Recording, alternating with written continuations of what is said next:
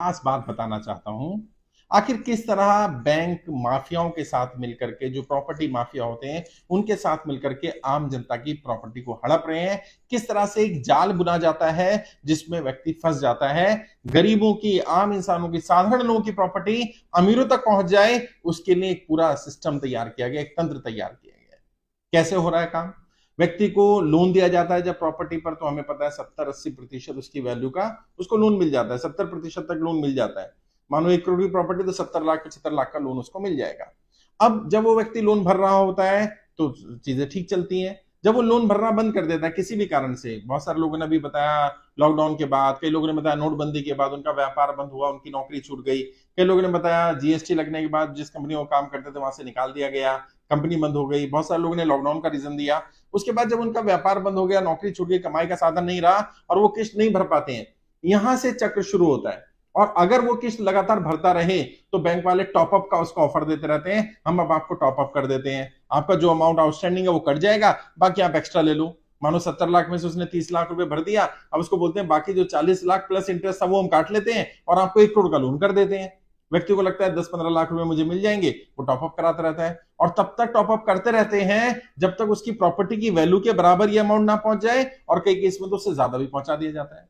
अब क्या होता है, जब व्यक्ति डिफॉल्ट कर जाता है, किस्त नहीं भर पाता है, उस स्थिति में सरफेसी एक्ट लागू हो जाता है। अगर एनपीए काउंट कर देते हैं 3 इंस्टॉलमेंट बाउंस होने के बाद, और जब सरफेसी एक्ट लागू हुआ, 3 इंस्टॉलमेंट बाउंस हो गए, एनपीए हो गया, अब उससे आउटस्टैंडिंग मांगा जाता है सारा अमाउंट। मतलब उसकी 3 इंस्टॉलमेंट जो बाउंस है वो पैसा नहीं मांगा जा रहा है, जितना भी आपने लोन लिया, जितना भी आउटस्टैंडिंग है, सरचार्ज, पेनल्टीज, इंटरेस्ट सब मिला करके टोटल डिमांड नोटिस भेज दिया जाता है। और कई केस में तो आरसी कटवा ली जाती है। आरसी में सारा अमाउंट भरना है प्लस 10% टैक्स भी देना है सरकार को। तो जो आरसी कट जाती है तो बहुत ज्यादा दिक्कत आ जाती है। अब क्या हुआ, उस केस में उसकी प्रॉपर्टी चली गई है। प्रॉपर्टी का वैल्यू, क्योंकि मार्केट वैल्यू के हिसाब से देखते हैं, तो जो प्रॉपर्टी की वैल्यू उन्होंने लगाई वो तो उन्होंने सर्किट रेट के हिसाब से लगाई या वैल्यूअर से लगवाई। मार्केट में अभी 5 साल 6 साल में उस प्रॉपर्टी की वैल्यू डबल या 3 गुना हो चुकी है। अब व्यक्ति का लोन है 1 करोड़ रुपए का, प्रॉपर्टी की वैल्यू है 4 करोड़ रुपए की मार्केट के हिसाब से। बैंक उसको वैल्यू लगवाएगा 1.5 करोड़ रुपए, 2 करोड़ रुपए। वैल्यूअर से 1.5 करोड़ रुपए वैल्यू लगवाने के बाद भी उस प्रॉपर्टी को 70-80 लाख में बेच दिया जाता है। और जो 1 करोड़ आउटस्टैंडिंग था उस पर इंटरेस्ट, सरचार्ज, पेनल्टीज लगा करके अमाउंट को 1.5 करोड़ बना दिया जाता है। व्यक्ति की प्रॉपर्टी भी चली गई और उसके ऊपर 40-50 लाख रुपए का आउटस्टैंडिंग भी निकाल दिया। अब यहां तक तो चलो फिर भी लोगों को लगता है नॉर्मल है, मार्केट में जितने की बिकेगी उतने की तो बैंक बेचेगा। लेकिन जो माफियाओं के साथ मिलकर के क्या काम हो रहा है, वो अंदर की बात पता चली कि जो प्रॉपर्टी बेची जाती है, ऑक्शन की जाती है, चाहे वो ई ऑक्शन हो चाहे वो ओपन ऑक्शन हो, ऑक्शन में प्रॉपर्टी लेने वाले कौन लोग हैं, जिस दिन ये जानकारी पता चलेगी उस दिन हैरानी होगी कि एक बैंक की एक ब्रांच ने जितनी भी प्रॉपर्टी का ऑक्शन किया उनमें से 70-80% एक व्यक्ति या एक ग्रुप या एक कंपनी ने ही खरीदी है। और इसकी इंक्वायरी होनी चाहिए कि कितनी प्रॉपर्टियों का बैंक ने एक साल में ऑक्शन किया, उनमें से कितनी किस किस व्यक्ति ने खरीदी, और खरीद लेने के बाद उसने कितने दिन बाद उस प्रॉपर्टी को रीसेल कर दिया और कितना मार्जिन से रीसेल किया। एक व्यक्ति ऐसे थे, उनकी प्रॉपर्टी लगभग 1.5-2 करोड़ की प्रॉपर्टी थी और वो जब 90 लाख रुपए में बैंक ने सेल कर दी तो उन्होंने कहा कि सर बैंक से सिर्फ मैं इतनी रिक्वेस्ट करता हूं कि उसी इलाके में उसी स्पेसिफिकेशन के साथ बैंक मुझे ऐसी ही प्रॉपर्टी 80 लाख रुपए में दिलवा दे, बल्कि 90 में दिलवा दे। अगर बैंक के पास ऐसी कोई प्रॉपर्टी है और बैंक कहता है इतने में मिल सकती है तो बैंक दिलवा दे।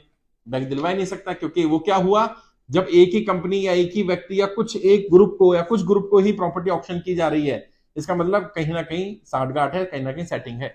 अभी वेस्ट बंगाल में तो पता चला, मैं गया था वहां पर, एक व्यक्ति ने बताया 4.5 करोड़ रुपए का लोन था, 15 करोड़ प्रॉपर्टी की वैल्यू थी और लगभग 4.5 करोड़ रुपए इंटरेस्ट, पेनल्टी सब लगा करके 6-6.5 करोड़ कर दिया गया। प्रॉपर्टी को 4-4.5 करोड़ में बेच दिया गया, घर भी बेच दिया गया उनका 50 लाख रुपए में, और अभी 2 करोड़ रुपए का आउटस्टैंडिंग और निकाल रखा है।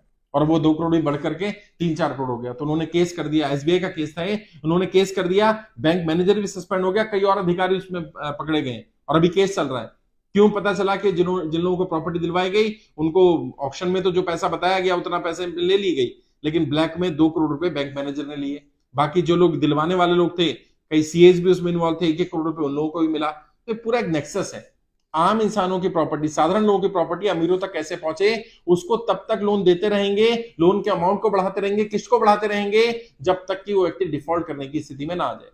अभी एक केस आया व्यक्ति की लगभग 250 किस्तें हुआ करती थी, अभी उसकी किस्तें बढ़ा करके क्या कर दी, 500 के आसपास किस्तें कर दी, और उसकी उम्र लगभग 55 साल के आसपास, 60 साल के आसपास है। अब सोचिए 500 महीने, 500 किस्तें कर दी, 500 महीना, मतलब इतने साल तो जिएगा ही नहीं। तो ये पता है कि वो व्यक्ति किसी ना किसी दिन एक्सपायर कर जाएगा, और एक्सपायर कर जाने के बाद उसकी प्रॉपर्टी को हड़प लेंगे। तो इस तरह से बैंक मिल करके ऐसे माफियाओं के साथ मिलकर के प्रॉपर्टी के हड़पने का काम कर रहे हैं, माफियाओं के मिली भगत के साथ काम हो रहा है। सतर्क रहने की जरूरत है। और आप भी अगर किसी बैंक से आपका लोन चल रहा है, वहां पता करिए उस बैंक ने कितनी प्रॉपर्टी ऑक्शन की है पिछले एक साल में, किस किस ने ऑक्शन लिया और ऑक्शन लेने वाले लोग कौन थे, और जब प्रॉपर्टी ले ली गई उसके कितने दिन बाद उसको रीसेल किया गया। अगर ये जानकारी कभी भी निकली तो इसमें बहुत बड़ा एक नेक्सस मिलेगा। माफिया, भू माफिया मिलेंगे, जो प्रॉपर्टी माफिया वो लोग मिलेंगे, और बैंक के कर्मचारी इसमें इन्वॉल्व मिलेंगे। मेरा पूरा विश्वास है कि लोगों की, आम जनता की प्रॉपर्टी हड़पने के लिए ये सिस्टम बनाया जा रहा है, ये सिस्टम काम कर रहा है। हमें सतर्क रहने की जरूरत है। कोशिश करें हमारी 3 EMI बाउंस ना हो, NPA ना हो, और सरफेसी एक्ट में भी यह बदलाव होना चाहिए कि अगर व्यक्ति 3 इंस्टॉलमेंट नहीं पे कर पाया तो आप कैसे उम्मीद करते हैं कि वो सारा आउटस्टैंडिंग दे देगा। 3 इंस्टॉलमेंट क्यों नहीं पे कर पाया, क्योंकि उसकी स्थिति ठीक नहीं थी। तो इसमें क्या इतना बदलाव नहीं हो सकता कि वो 3 इंस्टॉलमेंट कहीं से व्यवस्था करके भर दे और आगे वो अपना लोन रेगुलर कर ले। अच्छा, कई केस में कर देते हैं, सरफेसी एक्ट में कई बैंक वाले कर देते हैं। अगर मार्केट में प्रॉपर्टी की वैल्यू कम है और लोन ज्यादा दे दिया है, मान लीजिए लोन दिया हुआ 1 करोड़ और मार्केट में प्रॉपर्टी की वैल्यू 90 लाख की रह गई है, डाउन हो गई है कुछ भी रीजन से, अब बैंक क्या चाहता है, बैंक चाहता है इसका अकाउंट नॉर्मल हो जाए। तो वो उसको ऑफर दे देता है कि ठीक है आप 3 इंस्टॉलमेंट पे करो जो आपकी बाउंस हुई है कहीं से भी, और आपका अकाउंट रेगुलर कर देंगे। अच्छा, प्रॉपर्टी वैल्यू अगर 2 करोड़ है और लोन 90 लाख का है तो बैंक करता ही नहीं है, बैंक कहता नहीं आपको सारा देना पड़ेगा।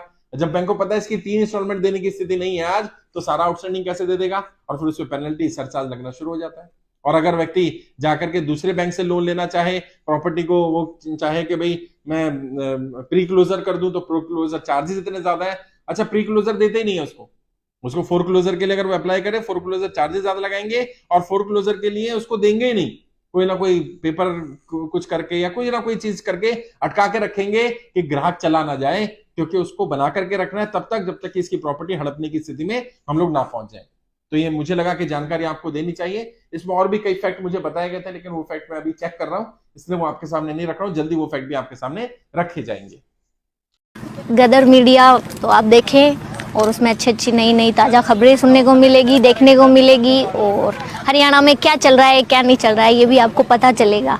और चैनल को लाइक करें, सब्सक्राइब करें और शेयर करें। थैंक यू, धन्यवाद।